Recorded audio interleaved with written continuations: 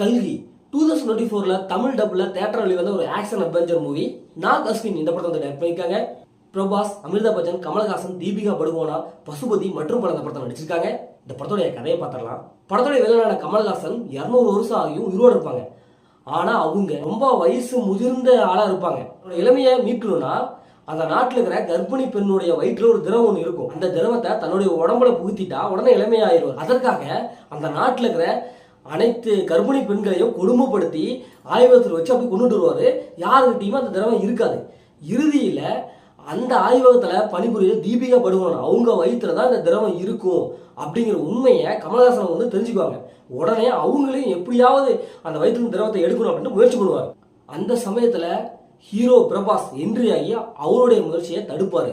மீண்டும் மீண்டும் அவர் முயற்சி பண்ணிட்டே இருப்பாரு. இப்ப இறுதியில பிரபாஸ் அவங்க எப்படி கமல்ஹாசன் இருந்து தீபிகா படுகோனை காப்பாத்துறாரு, பிரபாஸ்ங்கிறது யாரு, எதற்காக தீபிகா படுகோனை வந்து காப்பாற்றணும், கமல்ஹாசன் சார் அவங்களுடைய பிளாஷ்பேக் என்ன, அவர் எங்கிருந்து வராரு, எப்படி 200 வருஷத்துக்கு அவர் உயிரோடு இருக்கிறாரு, அவருக்கு மேல இன்னொரு வில்லன் அவங்க இருப்பாங்க, அவங்க யாரு, இந்த நிகழ்வுகளுக்கெல்லாம் மகாபாரதத்துக்கு தொடர்பு இருக்கும். அந்த தொடர்பு என்ன, இறுதியில் என்னாச்சு அப்படிங்கிறதா இந்த படத்துடைய வரலை. இப்போ இந்த படத்துடைய பாசிட்டிவ் பார்த்தாவே படத்தை நடிச்சிருக்க பிரபாஸ் அவங்களோட ஆக்டிங் நல்லா இருக்கு. ஓரளவுக்கு ஆக்ஷன் அப்படின்ட்டு பயங்கரமாக ஏதோ பண்ணுறாரு. அதே மாதிரி படத்தை நடிச்சது எல்லாமே சூப்பரான ஒரு ஆக்டிங் கொடுத்துருக்காரு. அமிர்தா பச்சன் சார் அவங்களோட ஆக்டிங் வேற லெவலில் இருக்குது. ஏன்னா அவங்களோட கேரக்டர் செமையாக இருக்குது. கமல்ஹாசன் சார் ஆள் அடையாளமே தெரியல, ஏன்னா அந்த அளவுக்கு பயங்கரமாக பண்ணி வச்சிருக்காங்க. இருந்தாலும் அவருடைய வாய்ஸை வச்சு அப்படியே கண்டுபிடிச்சிக்கலாம். அவருடைய ஆக்டிங் நல்லா இருக்குது. இப்படி படத்தை நடிச்சு எல்லாரும் வந்து ஒரு சூப்பரான ஒரு பர்ஃபார்மன்ஸ் கொடுத்துருக்காங்க. படம் ஃபர்ஸ்ட் ஹாஃப் வந்து செகண்ட் ஹாஃப்ல தான் நல்லா சூப்பராக எடுப்படுது. ஏன்னா படத்தில் செகண்ட் ஹாஃப் அந்த கிராஃபிக்ஸ் சண்டை ஒரு வித்தியாசமான ஒரு உலகத்தில் நமக்கு வந்து கொண்டு போகிறாங்க. ஏன்னா அந்த உலகத்தை பார்க்கும்போதே நமக்கே தெரியுது ஒரு பாலைவனம், வறண்ட பாலைவனம் அப்படியே நம்ம கண்ணு முன்னால் கொண்டாந்து நிறுத்துறாங்க. அந்த சீன்ஸ் ரொம்ப நல்லா இருக்கு. சந்தோஷ் நாராயண் அவங்களுடைய மியூசிக் ஓரளவுக்கு நல்லா இருக்கு. படம் ஃபர்ஸ்ட் ஹாஃப்ல ஓரளவுக்கு அப்படியே நம்ம அந்த மகாபாரதத்தை நோக்கி அப்படியே ஒரு பெரிய கதை சொல்றாங்க, புராண கதையை சொல்றாங்க. படம் பார்க்கும்போது அப்பா என்னடா அது அப்படியே பயங்கரமான ஒரு கதையா இருக்கும் போலயே அப்படிங்கிறத இருக்குது.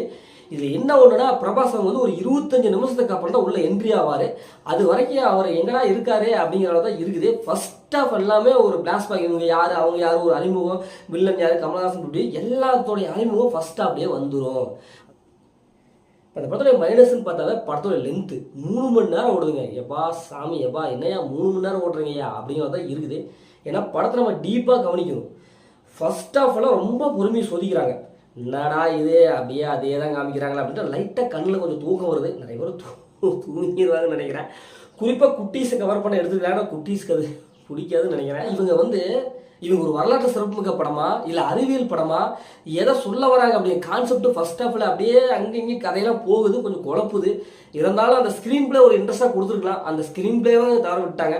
என்னடா படம் இப்படி போகுது அப்படிங்கிறத இருக்குது. செகண்ட் ஹாஃப் தான் ஓரளவுக்கு இப்படி தான் நடக்குது அப்படிங்கிறது தான் இருக்குது. ஏன்னா செகண்ட் ஹாஃபில் இவங்க ஸ்க்ரீன் பிளேவை ரசிக்கிற மாதிரி கொடுக்கல. ஏன்னா நீங்கள் நிறைய ஹாலிவுட் படம் பார்க்குறீங்களா இருந்தீங்கன்னா இந்த படத்தை பார்க்கும்போது என்னையா பார்த்த படம் அப்படியே இருக்குது, அதே டோனில் கொண்டுக்கிறாங்க அப்படிங்கிறத தோணுது. அதில் எந்த ஒரு கேரக்டரும் மனசில் நிற்கல. அப்படி என்னதான் ஒரு படம் பார்க்குற மாதிரி தான் இருக்குது. ஏன்னா இவர் வந்து பேன் இந்தியா மூவியில் தான் நடிப்பேன், ஏன்னா செலக்ட் பண்ணி ஒவ்வொரு படமாக பேன் இந்தியா மூவியாக நடிச்சுட்டு வர்றாரு நம்ம ஹீரோ பிரபாஸ். அவருக்கு பாகுபலி அது ஒன்று தான் பயங்கரமாக கை கொடுத்தது. மற்ற எல்லாமே வந்து சொல்லிக்கிற அளவுக்கு இல்லை. ஏன்னா அந்த அளவுக்கு பெருத்த அடி. ஆனால் இந்த படத்துல அவர் என்ன பண்ணியிருக்காருன்னா பாஸ் என்ன பாஸ் இப்படி பண்ணிட்டீங்களே அப்படிங்கிறது தான் இருக்குது. அமிர்தா பச்சன் சார் அவங்களுடைய ஆக்டிங் அவங்களுடைய நச்சுன்னு வராது. அவரு வேணா மனுஷன் நிற்கிறாரு. டீ சாமி எப்பா ஏன்னா மனுஷன் 2000 வருஷத்துக்கு அப்புறம் உயிரோடு இருக்காரா டீ அப்பா அப்படிங்கிற அளவுக்கு நம்மளை யோசிக்க வைக்குது. அவருடைய கேரக்டர் நல்லா இருக்கு. அடுத்தபடி செகண்ட் பார்ட்டுக்கு வேற இவங்க வந்து லீட் கொடுத்துருக்காங்க. செகண்ட் பார்ட் வந்தால் எப்படி இருக்குன்னு தெரியலையே அப்படி. இந்த படத்தை ஃபேமிலி பார்க்கலாம், கண்டிப்பாக ஃபேமிலி பார்க்கலாம். படத்தில் அந்த வயசுல எதுவுமே இல்லை. முதல் படம் சூப்பராக சும்மா இருக்காங்க. இந்த படம் ஒரு ஒன் டைம் ஆச்சு தான் நான் சொல்கிறேன்.